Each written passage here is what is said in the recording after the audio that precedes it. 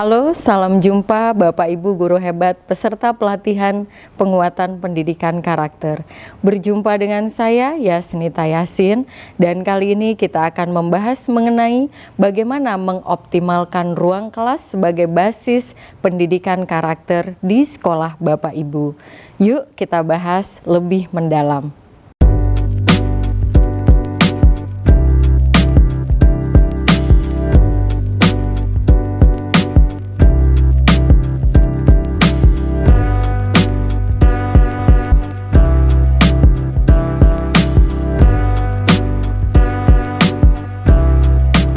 Bapak Ibu, teman-teman guru, ruang kelas dapat berupa ruang tatap muka atau juga ruang tatap maya.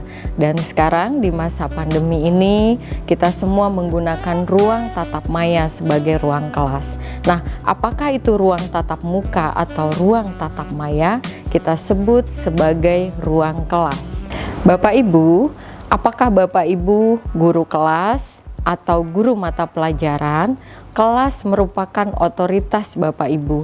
Kelas merupakan milik Bapak Ibu beserta peserta didik. Karena itu Bapak Ibu bisa melakukan aktivitas edukasi apa saja di dalam kelas. Nah, tips yang pertama adalah Bapak Ibu dapat memberi nama atau memberi identitas pada kelas Bapak Ibu sesuai dengan sifat-sifat baik apa yang Bapak Ibu sepakati bersama anak-anak. Misalnya, kelas 1A ingin menjadi kelas yang ramah. Karena itu, kelas 1A menamakan kelasnya sebagai kelas ramah. Nah, kemudian kelas 1A memberi simbol pada kelasnya dengan wajah tersenyum. Nah, ini Bapak Ibu, simbol ini akan menjadi branding bagi semua anggota kelas dan mereka akan tersugesti untuk berperilaku, untuk bersikap seperti apa branding yang telah dibuat. Yang kedua adalah dengan membuat semua orang yang ada di dalam kelas itu menjadi penting dan berguna.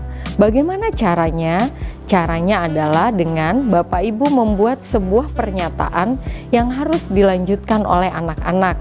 Misalnya, saya adalah orang yang penting di kelas ini karena titik-titik. Kemudian kita minta anak-anak untuk melanjutkan titik-titik ini. Misalnya, saya sebagai guru bertanya, Hisham, mengapa Hisham menjadi penting di kelas ini? Karena saya adalah siswa yang suka menolong Ibu. Bunga, mengapa Bunga menjadi penting? Karena saya baik hati. Handi, mengapa Handi penting? Karena saya bertanggung jawab. Nah, ini adalah cara kita untuk membuat anak-anak di kelas itu merasa bahwa mereka adalah orang yang penting, bahwa mereka adalah orang yang berguna. Bapak Ibu, apa manfaat dari aktivitas ini? Yaitu membuat semua orang di dalam kelas merasa dihargai, merasa penting, merasa bahwa mereka dianggap ada. Karena selama ini adalah hal yang lumrah ketika kita melihat banyak guru yang tidak kenal pada siswanya. Banyak siswa yang merasa ada enggak adanya itu bukan hal yang penting di kelas itu. Guru-guru cuma ingat pada siswa yang pintar, yang tinggi nilainya, yang paling banyak pialanya, atau mungkin siswa yang dianggap paling malas, paling tidak disiplin, atau siswa yang paling cantik, yang paling tampan. Nah, lalu bagaimana dengan anak-anak yang tidak termasuk ke dalam kategori ini? Mereka mungkin merasa mereka bukan siapa-siapa. Nah, Bapak Ibu, mari kita mulai untuk membuat setiap anak di dalam kelas kita merasa penting, merasa berharga. Dan saya yakin saya sedang berhadapan dengan guru-guru hebat yang percaya bahwa setiap anak itu punya keunikan, setiap anak punya keistimewaan, setiap anak punya bakat, dan setiap anak punya passion yang harus kita hargai. Oke, yang ketiga adalah dengan mengembangkan budaya apresiatif, di mana setiap orang itu kita apresiasi. Setiap aktivitas kelas diberikan apresiasi dengan cara sederhana, yaitu dengan memberikan tepuk tangan. Bagaimana caranya Bapak Ibu? Bapak Ibu bisa melatih anak-anak dengan misalnya, anak-anak, hari ini di kelas 1B tidak ada yang datang terlambat loh. Semuanya masuk ruang Zoom tepat waktu.